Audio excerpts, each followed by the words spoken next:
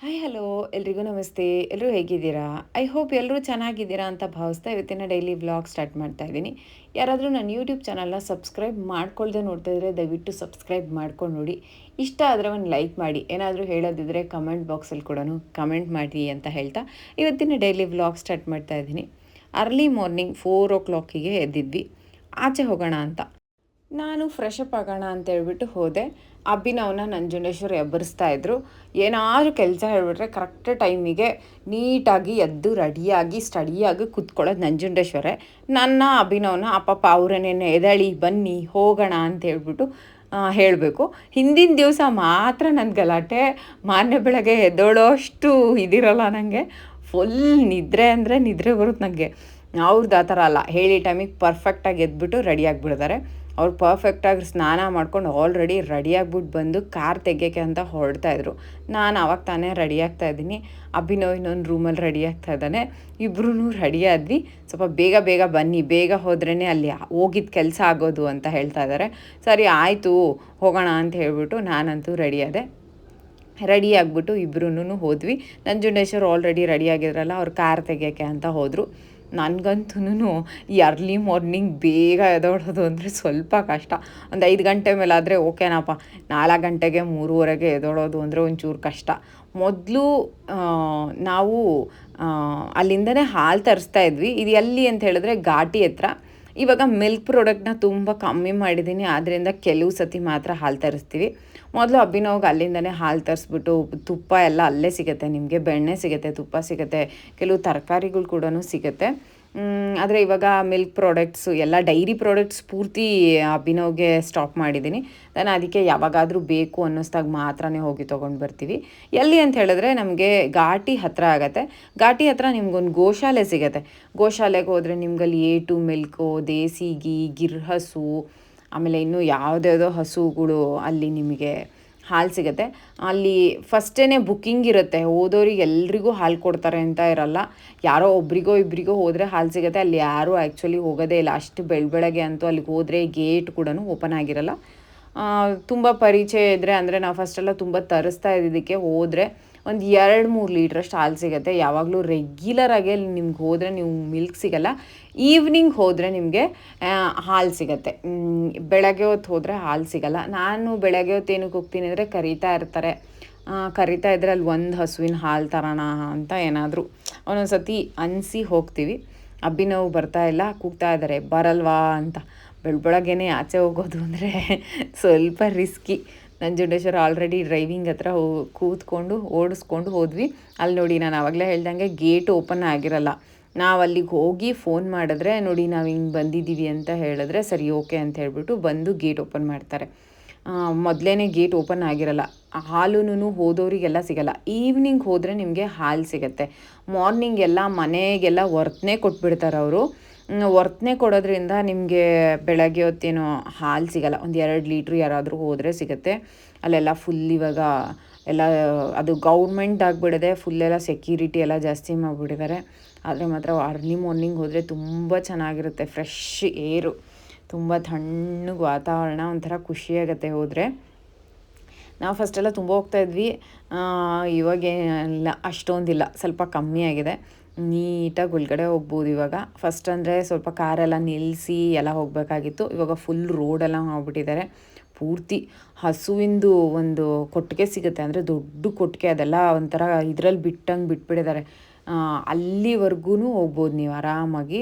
ಇಲ್ಲಿ ನೋಡಿ ಹೋದರೆ ಕೆಲವು ಹಸು ಫ್ರೆಂಡ್ಲಿ, ಓಕೆನಾ, ನೀವು ಹೋಗಿದ ತಕ್ಷಣ ಬಂದು ಮಾತಾಡಿಸ್ತವೆ.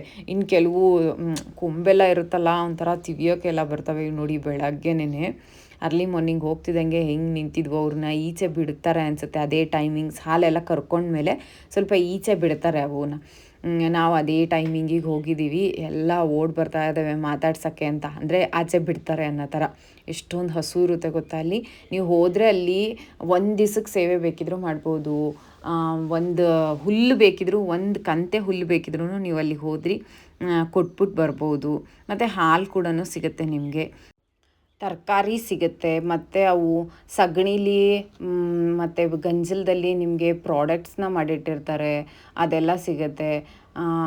ಬೆಣ್ಣೆ ಸಿಗುತ್ತೆ, ತುಪ್ಪ ಸಿಗುತ್ತೆ, ಎಲ್ಲದೂ ಸಿಗುತ್ತೆ. ಸ್ವಲ್ಪ ಭಯ ಆಗುತ್ತೆ, ಯಾಕೆಂದರೆ ಅವು ಕೊಂಬೆಲ್ಲ ಇರುತ್ತೆ ನೋಡಿ, ನೋಡಿದ್ರೆ ಒಂಥರ ಭಯ ಅಂತ ಅನಿಸುತ್ತೆ. ನೀವೇನಾದರೂ ಹಿಂಡಿ ಮನೇಲೇನಾದರೂ ಎಣ್ಣೆ ಹಾಕ್ಸಿದ್ರೆ ಹಿಂಡಿಗಳು ಮಿಕ್ಕಿರುತ್ತಲ್ಲ, ಅಂಗಡಿಯವರು ಕೆಲವು ಸತಿ ತೊಗೋತಾರೆ. ಅಂಗಡಿಯವ್ರಿಗೆ ತೊಗೊಳೋದಕ್ಕಿಂತ ಈ ಗೋಶಾಲೆಗೂ ಕೊಡ್ಬೋದು ನೀವು. ಬಂದು ಅಲ್ಲಿ ಕೂಡ ಒಂದು ದಿವಸ ಟೈಮ್ ಸ್ಪೆಂಡ್ ಮಾಡ್ಬೋದು. ಒಳ್ಳೆ ಆ ಹಸುಗಳನ್ನ ಮುಟ್ಟಿ ಮಾತಾಡ್ಸೋದ್ರಿಂದ ಬಿ ಪಿ ಶುಗರ್ ಎಲ್ಲನೂ ಕಮ್ಮಿ ಆಗತ್ತೆ ಅಂತ ಹೇಳ್ತಾರೆ. ನಾನು ಅದಕ್ಕೆ ಅವಾಗವಾಗ ಹೋಗ್ತೀನಿ. ಸ್ವಲ್ಪ ನೋಡಿ ಅದು ಹೆಂಗೆ ರಾಂಗಾಗಿ ಬಿಹೇವ್ ಮಾಡ್ತು. ಇನ್ನು ಕೆಲವು ನೋಡಿ ಅವು ಮೈಯೆಲ್ಲ ಸವರಿದ್ರೆ ಖುಷಿ ಆಗ್ತವೆ, ಒಂದೊಂದು ಸ್ವಲ್ಪ ರಾಂಗ್ ಮಾಡ್ತವೆ, ಒಂದು ಸ್ವಲ್ಪ ಸರಿ ಹೋಗ್ತವೆ. ಅಲ್ಲಿಗೆ ಹೋದ್ವಿ, ಅವ್ರು ಹಾಲು ಕರಿತಾ ಇದ್ರು. ಅಂದರೆ ಮೇಲ್ಗಡೆ ಹೋದರೆ ಅಲ್ಲಿ ಗಿರ್ ಹಸು ಇರುತ್ತೆ, ಕೆಳಗಡೆ ಬಂದರೆ ನಾಟಿ ಹಸುಗಳಿರುತ್ತೆ. ಅಲ್ಲಿಗೆ ಹೋದರೆ ಅಲ್ಲಿ ಹಾಲು ಕರಿತಾ ಇದ್ರು. ಅಲ್ಲಿಗೆ ಹೋದಾಗ ಸ್ವಲ್ಪ ಏನಾದರೂ ಮಾತಾಡಿದ್ರೆ ಸ್ವಲ್ಪ ಒದಿಯೋದು ಆ ಥರದನ್ನೆಲ್ಲ ಮಾಡುತ್ತೆ. ಕೆಲವೊಂದು, ಎಲ್ಲದೂ ಅಲ್ಲ. ನಾವು ಅದಕ್ಕೆ ಅಲ್ಲಿ ಹಾಲು ಕರಿತಾಯಿದ್ರು ಅಂತ ಹೇಳಿ ವಾಪಸ್ ಬಂದ್ವಿ. ಇವನು ತುಂಬ ಚಿಕ್ಕವನಿದ್ದ ನಾನು ಹೋದಾಗ, ಇವಾಗ ದೊಡ್ಡವನಾಗ್ಬಿಟ್ಟಿದ್ದಾನೆ. ಅವನೇ ಬಂದು ಮಾತಾಡಿಸ್ತಾ ಇದ್ದಾನೆ. ನನಗೆ ಅವನನ್ನು ಮರ್ತೇ ಹೋಗಿತ್ತು. ಎಷ್ಟು ಮನುಷ್ಯರಿಗೆ ಏನಾದರೂ ನೀವು ಉಪಕಾರ ಮಾಡಿದ್ರೆ ಜ್ಞಾಪಕ ಇಟ್ಕೊಳ್ಳಲ್ಲ. ಅದೇ ನೋಡಿ, ಮೂಕ್ ಪ್ರಾಣಿಗಳಿಗೆ ಉಪಕಾರ ಮಾಡಿ ಎಷ್ಟು ಜ್ಞಾಪಕ ಇಟ್ಕೊಂಡಿರ್ತವೆ. ಯಾವಾಗಲೂ ನಾನು ಅವನನ್ನು ನೋಡಿದ್ದು, ನಂಗೆ ಅವನನ್ನು ಮಾತಾಡ್ಸಿದ್ದು ನನಗೆ ಜ್ಞಾಪಕನೇ ಇರಲಿಲ್ಲ. ನಾಯಿಗಿರೋ ನಿಯತ್ತು ಯಾರಿಗೂ ಇರಲ್ಲ ಬಿಡ್ರಿ. ನನಗಂತೂ ಅದನ್ನು ನೋಡಿ ಖುಷಿ ಆಯ್ತಪ್ಪ. ಆಮೇಲೆ ಇಲ್ಲಿ ಕೆಳಗಡೆ ಬಂದ್ವಿ. ಇಲ್ಲಿ ಬೆಣ್ಣೆ, ತುಪ್ಪ ಎಲ್ಲ ಸಿಗುತ್ತೆ. ಮತ್ತು ಸೊಪ್ಪು, ತರಕಾರಿ ಏನಾದರೂ ಸ್ವಲ್ಪ ಬೆಳೆದಿದ್ರೆ ಪಪಾಯ ಎಲ್ಲ ಕೊಡ್ತಾರೆ. ದುಡ್ಡಿಗೆ ಫ್ರೀ ಎಲ್ಲ ಏನೂ ಸಿಗಲ್ಲ ಅಲ್ಲಿ. ಎಲ್ಲ ಇದೇ ಹಸುವಿನ ಗೊಬ್ಬರ ಹಾಕಿ ಬೆಳೆದಿರ್ತಾರೆ. ಅಲ್ಲಿಗೆ ಹೋದರೆ ಸಿಗುತ್ತೆ. ನಾನು ಯಾವಾಗಲೂ ಬೆಣ್ಣೆ ತೊಗೊಂಡು ಬರ್ತೀನಿ. ನಂಗೆ ಬೆಣ್ಣೆ ಇಷ್ಟ ಆಗುತ್ತೆ. ನನಗೇನೋ ಅಲ್ಲಿ ತುಪ್ಪ ಕಾಯಿಸಿದಷ್ಟು ಸರಿ ಹೋಗಲ್ಲ. ನಾನು ಬೆಣ್ಣೆ ತೊಗೊಂಡು ಬಂದು ಕಾಯಿಸ್ಕೊತೀನಿ. ನೀವು ತುಪ್ಪ ತೊಗೊಂಬಂದರೆ ನಿಮ್ಗೆ ವರ್ತು. ನೀವು ಬೆಣ್ಣೆ ತೊಗೊಂಬಂದರೆ ಲಾಸು. ಅರ್ಧ ಕೆ ಜಿನೇ ಬೆಣ್ಣೆ ಕೊಡ್ತಾರೆ. ನೀವು ಕಾಯಿಸಿದ್ರೆ ಇನ್ನೂ ಸ್ವಲ್ಪ ಕಮ್ಮಿ ಆಗುತ್ತೆ. ಆದರೆ ನನಗೇನೋ ಇಷ್ಟ ಆಗಲ್ಲ. ಆಮೇಲೆ ನಂಜುಂಡೇಶ್ವರ ಸ್ವಲ್ಪ ಬೆಣ್ಣೆನೂ ಕೂಡ ತಿಂತಾರೆ. ಅದರಿಂದ ಒಂದು ಅರ್ಧ ಕಾಯಿಸ್ಬಿಟ್ಟು ಇನ್ನು ಅರ್ಧ ಹಾಗೆ ಎತ್ತಿಟ್ಟಿರ್ತೀನಿ. ಅವರು ಏನಾದರೂ ಅಡುಗೆ ಮಾಡಿದಾಗ ಬೆಣ್ಣೆ ಹಾಕ್ಕೊಂಡು ತಿಂತಾರೆ. ಅಲ್ಲಿಂದ ಬಂದ್ವಿ, ಹಾಲು ತೊಗೊಂಡ್ವಿ, ವಾಪಸ್ ಬಂದ್ವಿ. 2 ಲೀಟ್ರ್ ಅಷ್ಟೇ ತೊಗೊಂಬಂದಿದ್ದು. ಏನೋ ವರ್ತನೆ ಇತ್ತಂತೆ, ಒಂದು 2-3 ಲೀಟ್ರ್ ಕೊಡ್ತಾರೆ.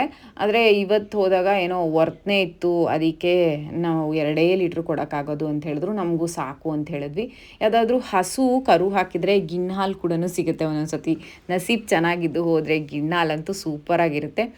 On the way early morning ಬ್ರೇಕ್ಫಾಸ್ಟಿಗೆ ಅಂತ ಗಾಡಿ ಹಾಕಿದ್ವಿ. ನನಗೆ ಇಲ್ಲಿ ಇಡ್ಲಿ ಸಖತ್ ಇಷ್ಟ ಆಗುತ್ತೆ. ಅದಕ್ಕೆ ನಂಜುಂಡೇಶ್ವರ ಇಲ್ಲೇ ಇಡ್ಲಿ ತಿಂದ್ಬಿಟ್ಟು ಹೋಗ್ಬಿಡೋಣ ಅಂತ ಹೇಳಿದ್ರು. ಬೆಳಗ್ಗೆನೇ ಇಡ್ಲಿ ತಿಂದ್ಬಿಟ್ಟು ಹೋಗೋಣ ಅಂಥೇಳಿ. ಯಾರೂ ಇರಲಿಲ್ಲ. ಫಸ್ಟ್ ಕಸ್ಟಮರ್ ನಾವೇನೇನೆ ಇಡ್ಲಿ ತಿನ್ನೋಕ್ಕೆ ಹೋಗಿ ಕುತ್ಕೊಂಡ್ವಿ. 5 ನಿಮಿಷ ಆಗತ್ತೆ ಅಂತ ಹೇಳಿದ್ರು. ಸರಿ, ಇನ್ನೇನು ಮಾಡೋದು ಅಂತ ಹೇಳ್ಬಿಟ್ಟು ಬಂದಿರೋದಾಗಿದೆ ಅಂಥೇಳಿ ಅಲ್ಲೇ ಕೂತ್ಕೊಂಡಿದ್ವಿ. ನಾನು, ನಂಜುಂಡೇಶ್ವರ, ಅಭಿನವ್ 3 ಜನನೂ ಅಲ್ಲೇ ಕೂತಿದ್ವಿ. ಬಿಸಿ ಬಿಸಿ ಇಡ್ಲಿ ಆಯಿತು. ಅವ್ರು ಕರೆದ್ರು, ಇಡ್ಲಿ ಆಗ್ತಾಯಿದೆ ಬನ್ನಿ ಅಂತ ಹೇಳಿಬಿಟ್ಟು. ಆಮೇಲೆ ಹೋಗಿ ಅಭಿನವ್ ಇಡ್ಲಿ ತೊಗೊಂಡು ಬಂದ. ನನಗಂತೂ ಅಲ್ಲಿ ಇಡ್ಲಿ ಕಂಡ್ರೆ ಸಖತ್ ಇಷ್ಟ. ಸಖತ್ ಸಾಫ್ಟಾಗಿರುತ್ತೆ ಇಡ್ಲಿ. ದೊಡ್ಡಬಳ್ಳಾಪುರದಲ್ಲಿ ಇಲ್ಲಿ ಒಂದೇ ಕಡೆ ಇಷ್ಟು ಚೆನ್ನಾಗಿ ಇಡ್ಲಿ ಸಿಗೋದು. ನನಗೆ ಗೊತ್ತಿರೋದು. ಬೇರೆ ಯಾರಾದರೂ ತಿಂದಿದ್ರೆ ಮೇ ಬಿ ಆಮೇಲೆ ತಪ್ಪಾಗೆಲ್ಲ ಹೇಳಬಾರ್ದು. ಬೇರೆ ಯಾರಾದರೂ ಬೇರೆ ಕಡೆ ತಿಂದು ಅಲ್ಲಿ ಇದಕ್ಕಿಂತ ಚೆನ್ನಾಗಿದ್ರೆ ಗೊತ್ತಿಲ್ಲ. ನಾನು ತಿಂದಿರೋ ಕಡೆ ಅಂತೂ ಇದೇ ಬೆಸ್ಟ್ ಇಡ್ಲಿ. ಇಡ್ಲಿ ತಿಂದ್ಕೊಂಡು ಮನೆಗೆ ವಾಪಸ್ ಬಂದ್ವಿ. ಅಭಿನವ್ಗೇನೋ ಅಲ್ಲಿ ಇಷ್ಟ ಆಗಲ್ಲ. ಅಭಿನವ್ಗೆ ಆ ಥರ ಎಲ್ಲ ತಿನ್ನೋದಕ್ಕೆ ಇಷ್ಟ ಆಗಲ್ಲ. ಅವನು ಇವತ್ತೊಂದು ದಿವಸ ತಿನ್ನು ಅಂತ ಹೇಳ್ಬಿಟ್ಟು ತಿನ್ನಿಸಿದ್ವಿ. ಮನೆಗೆ ಕರ್ಕೊಂಡು ಬಂದ್ವಿ. ಮನೆಗೆ ಬಂದು ಹಾಲು ಕಾಯಿಸಿ ಹಾಕಿದ್ರೆ ಒಳ್ಳೆ ಬೆಣ್ಣೆ, ಕೆನೆ, ಮೊಸರು ಎಲ್ಲ ಸಿಗುತ್ತೆ. ಕಾಫಿ ಅಷ್ಟು ಚೆನ್ನಾಗಿರಲ್ಲ ನಿಮಗೆ. ಒಂದು ಸತಿ ಕೆನೆ ಬಂದ್ಬಿಟ್ಮೇಲೆ ಹಾಲು ಅಷ್ಟು ಟೇಸ್ಟ್ ಇರಲ್ಲ ನಿಮಗೆ. ಹಾಲನ್ನ ಪಾತ್ರೆ ಸ್ವಲ್ಪ ದೊಡ್ಡದಕ್ಕೆ ಹಾಕಬೇಕು. ಉಕ್ಕಬಾರ್ದು. ಅದು ನೀಟಾಗಿ ಸಣ್ಣ ಉರಿಲಿ ಕಾಯಿಸ್ಬೇಕು. ಸಣ್ಣ ಉರಿಲಿ ಕಾಯಿಸಿದ್ರೆ ಕೆನೆ ಚೆನ್ನಾಗಿ ಎತ್ಕೊಳ್ಳುತ್ತೆ. ಸ್ವಲ್ಪ ಬಿಸಿ ಆದಮೇಲೆ ಮತ್ತೆ ಆಫ್ ಮಾಡಿಬಿಡ್ಬೇಕು. ಮತ್ತೆ ಕಾಯಕ್ಕಿಡಬೇಕು. ಅಂದರೆ ಕಾಯಿಸಿ 1 hour ಆದಮೇಲೆ ಆಫ್ ಮಾಡಿಬಿಟ್ಟು ಮತ್ತೆ ಇಡಬೇಕು. ಎಲ್ಲೋ ಕಲರ್ ಕೆನೆ ಸಖತ್ತಾಗಿ ಬರುತ್ತೆ. ತುಂಬಾ ಚೆನ್ನಾಗಿರುತ್ತೆ. ಫಸ್ಟು ತುಂಬ ತರಿಸ್ತಾ ಇದೆ, ಇತ್ತೀಚೆಗೆ ಕಮ್ಮಿ ಮಾಡಿದ್ದೀನಿ. ಒಂದು 2 days ಮೊಸರು ಹಾಕಿ ಒಂದು ದಿವಸ ನೀವು ಫ್ರಿಡ್ಜಲ್ಲಿ ಇಟ್ಕೊಂಡು ಆರಾಮಾಗಿ ತಿನ್ಬೋದು. ಜಾಸ್ತಿ ಫ್ರಿಡ್ಜಲ್ಲೆಲ್ಲ ಇಟ್ಕೊಂಡು ತಿನ್ನಬಾರ್ದು. ಹಾಲು ಹೇಲಾಗಿಬಿಡುತ್ತಂತೆ ಒಂದು ದಿವಸಕ್ಕೇನೆ. ಅದಕ್ಕೆ ಹಾಲು ಮಾತ್ರ ಯಾವಾಗ್ಲೂ ಸ್ವಲ್ಪನೇ ತೊಗೊಂಡು ಬಂದು ಅವತ್ತಿಗೆ ಎಷ್ಟು ಬೇಕೋ ಅಷ್ಟು ಮಾತ್ರನೇ ಯೂಸ್ ಮಾಡ್ಕೊಳ್ಳಿ. ಫ್ರಿಡ್ಜಲ್ಲಿ ಇಡೋದು, ಮತ್ತೆ ಬಿಸಿ ಮಾಡೋದು, ಮತ್ತೆ ಹಾಕೋದು, ಅದನ್ನು ಫ್ರಿಡ್ಜಲ್ಲಿ ಇಡೋದು, ಅದಂತೂ ನಿಜವಾಗ್ಲೂ ಒಳ್ಳೆಯದಲ್ಲ. ಬಿಸಿ ಎಷ್ಟು ಬೇಕೋ ಅಷ್ಟು ಮಾತ್ರನೇ ಮಾಡಿಕೊಂಡ್ರೆ ಒಳ್ಳೆಯದು. ಬೆಣ್ಣೆ ತೊಗೊಂಬಂದಿದ್ನಲ್ಲ ಅದನ್ನು ಕಾಯಿಸ್ತಾ ಇದ್ದೀನಿ. ಒಂದು ಸತಿ ಮಾತ್ರ ನೀರಲ್ಲಿ ತೊಳೆದೆ. ಇದು ನಂಜುಂಡೇಶ್ವರ ಬೆಣ್ಣೆ ತಿಂತಾರೆ, ಅದಕ್ಕೆ ಇಷ್ಟು ಮಾತ್ರ ಉಳಿಸ್ಕೊಂಡಿದ್ದೀನಿ. ಪ್ಲಾಸ್ಟಿಕ್ ಕಂಟೈನರಲ್ಲಿ ಕೊಟ್ಟರು ಸ್ವಲ್ಪ ಬೇಜಾರಾಯಿತು. ನಾನು ಹೋಗಬೇಕಾದ್ರೆ ಆ್ಯಕ್ಚುಲಿ ಬಾಕ್ಸ್ ತೊಗೊಂಡು ಹೋಗ್ತಿದ್ದೆ. ಅಲ್ಲಿ ಬೆಣ್ಣೆ ನಿಮ್ಗೆ ಯಾವಾಗಲೂ ಅವೈಲಬಲ್ ಇರಲ್ಲ. ಯಾವಾಗಲೋ ಕೆಲವು ಸತಿ ಫೋನ್ ಮಾಡ್ಕೊಂಡು ಹೋದರೆ ಮಾತ್ರ ಸಿಗೋದು. ನಾವೇನು ಫೋನ್ ಮಾಡ್ಕೊಂಡು ಹೋಗಿರಲಿಲ್ಲ, ಅದಕ್ಕೋಸ್ಕರ ಅಲ್ಲೇನು ಬೆಣ್ಣೆ ಸಿಗೋಲ್ಲ ಅಂತ ಅಂದ್ಕೊಂಡು ಹೋದ್ವಿ. ಆದರೆ ಇತ್ತು. ತೊಗೊಂಡು ಬಂದು ಅದಕ್ಕೆ ಕಾರ್ಬೈನ್ ಸೊಪ್ಪು ಮಾತ್ರ ಹಾಕ್ತಾಯಿದ್ದೀನಿ. ನುಗ್ಗೆ ಸೊಪ್ಪು ಇರಲಿಲ್ಲ, ವೀಳ್ಯದೆಲೆ ಇರಲಿಲ್ಲ. ನಂಜುಂಡೇಶ್ವರ ಸ್ವಲ್ಪ ಏನೋ ಕೆಲಸ ಇದೆ ಅಂತ ಹೋಗ್ಬಿಟ್ಟಿದ್ರು. ಇಲ್ಲ ಅಂದಿದ್ರೆ ಅವ್ರು ಇದ್ದಿದ್ದಿದ್ರೆ ಪಾಪ ತೊಗೊಂಡು ಬಂದು ಕೊಟ್ಟರು ಅವರು. ಇನ್ನೇನು ಮಾಡೋಕ್ಕಾಗಲ್ಲ, ಇರೋದನ್ನು ಹಾಕ್ಬಿಟ್ಟು ಜೈ ಅನ್ಸೋದು. ಈ ಹಾಲು ನಾವು ಆ ಕಡೆ ಈ ಕಡೆ ಹೋಗಲಿ ಅಂತಲೇ ಕಾಯ್ತಾ ಇರುತ್ತೆ. ಅಭಿನವ್ ಬಾಯ್ ಅಂದ, ಇವತ್ತವನನ್ನು ಕಳ್ಸೋಕ್ಕೂ ಹೋಗಲಿಲ್ಲ. ನಾನು ಆ ಕಡೆ ಹೋಗಿದ್ದೇ ತಡ, ಇಲ್ಲಿ ಎಲ್ಲ ಉಕ್ಬಿಡ್ಬೇಕು, ಅದ್ರ ಆಸೆನೇ ಅದು. ಅದಕ್ಕೋಸ್ಕರ ಅಲ್ಲೇ ನಿಂತ್ಕೊಂಡಿದ್ದೀನಿ, ಎಲ್ಲೂ ಅಳ್ಳಾಡಲಿಲ್ಲ. ಅಳ್ಳಾಡಿದ್ರೆ ಸಾಕು, ಒಂಚೂರು ಯಾಮಾರಿದ್ರೆ ಸಾಕು, ಹಾಲು ನೀಟಾಗಿ ಉಕ್ಬಿಡುತ್ತೆ. ತುಪ್ಪ ಕುದೀತಾ ಇದೆ. ಏನು ಕಲ್ಲರ್ ಏನೂ ಹಾಕಿಲ್ಲ ನೋಡಿ, ಎಷ್ಟು ಚೆನ್ನಾಗಿದೆ ಕಲರ್ ಅದರದ್ದು. ಕರ್ಬೇವಿನ ಸೊಪ್ಪು ಮಾತ್ರ ಇತ್ತು, ಅದಕ್ಕೆ ಕರ್ಬೇವಿನ ಸೊಪ್ಪು ಒಂದೇ ಹಾಕಿದ್ದೀನಿ. ಕರ್ಬೇವಿನ ಸೊಪ್ಪು ಹಾಕಿದ್ರೆ ಫ್ಲೇವರ್ ಚೆನ್ನಾಗಿರುತ್ತೆ. ಬೆಣ್ಣೆ ಸ್ವಲ್ಪ ಅದು ಮಜ್ಜಿಗೆಲೆಲ್ಲ ಇರುತ್ತಲ್ಲ, ಹುಳಿ ಹುಳಿ ಅನಿಸುತ್ತೆ. ಎಷ್ಟು ನೀವು ತೊಳೆದ್ರೂ ಅದರದ್ದು ವಾಸನೆ ಅಂತೂ ಹೋಗಿರಲ್ಲ, ಹಾಗೇ ಇರುತ್ತೆ. ಸ್ವಲ್ಪ ನೀರಲ್ಲಿ ಉಪ್ಪು ಹಾಕ್ಬಿಟ್ಟು ಮಿಕ್ಸ್ ಮಾಡಿಬಿಟ್ಟು ಹಾಕ್ತೀನಿ. ತುಪ್ಪಕ್ಕೆ ಒಂದು ಟೇಸ್ಟ್ ಬರುತ್ತೆ ಆ್ಯಕ್ಚುಲಿ ಅದನ್ನು ಹಾಕಿದ್ರೆ, ಅದಕ್ಕೋಸ್ಕರ ಸ್ವಲ್ಪ ಚಿಟಿಕೆ ಉಪ್ಪು ಹಾಕ್ತಾರೆ ಅಷ್ಟೇ. ಹಾಲು ಕಾದು ತಣ್ಣಗಾದ್ಮೇಲೆ ಇದು ಎಲ್ಲೋ ಕಲರ್ ಆಗಿ ನೀಟಾಗಿ ಕೆನೆ ಬರುತ್ತೆ. ಇನ್ನೊಂದು ಸಣ್ಣ ಉರಿಲಿ ಇನ್ನೊಂದು 5-10 ನಿಮಿಷ ಕಾಯಿಸಿದ್ರೆ ಸಾಕು. ಜಾಸ್ತಿ ಏನಾದರೂ ನೀವು ಕೆನೆ ಬರಲಿ ಅಂತ ಕಾಯಿಸಿದ್ರೆ ಹಾಲಲ್ಲೇ ತುಪ್ಪ ಎಲ್ಲ ಬಿಟ್ಕೊಂಬಿಡುತ್ತೆ. ನೀವು ಆಮೇಲೆ ಕಡಿದ್ಮೇಲೆ ಏನು ಬೆಣ್ಣೆ ಗಿಣ್ಣೆ ಎಲ್ಲ ಏನೂ ಬರೋಲ್ಲ. ಎಷ್ಟು ಬೇಕೋ ಅಷ್ಟು ಬಿಸಿ ಮಾಡಿದ್ರೇ ಅದಕ್ಕೆ ಒಳ್ಳೆಯದು. ತುಂಬ ಬಿಸಿ ಮಾಡಿದ್ರೆ ಎಲ್ಲ ವೇಸ್ಟ್ ಆಗಿಬಿಡುತ್ತೆ. ಈ ವ್ಲಾಗ್ ಕೂಡ ಇಲ್ಲೇ ಎಂಡ್ ಮಾಡ್ತಾ ಇದ್ದೀನಿ. ಯಾರ್ಯಾರಿಗೆಲ್ಲ ಇಷ್ಟ ಆಗಿದೆ ದಯವಿಟ್ಟು ಸಬ್ಸ್ಕ್ರೈಬ್ ಮಾಡ್ಕೊಂಡು ನೋಡಿ. ಇಷ್ಟ ಆದರೆ ಒಂದು ಲೈಕು, ಒಂದು ಶೇರು, ಒಂದು ಕಮೆಂಟ್ ಮಾಡೋದನ್ನು ಮರಿಬೇಡಿ ಅಂತ. This is Sadhana signing off. Love you all. Bye bye. Next ವ್ಲಾಗಲ್ಲಿ ಸಿಗ್ತೀನಿ. Love you all.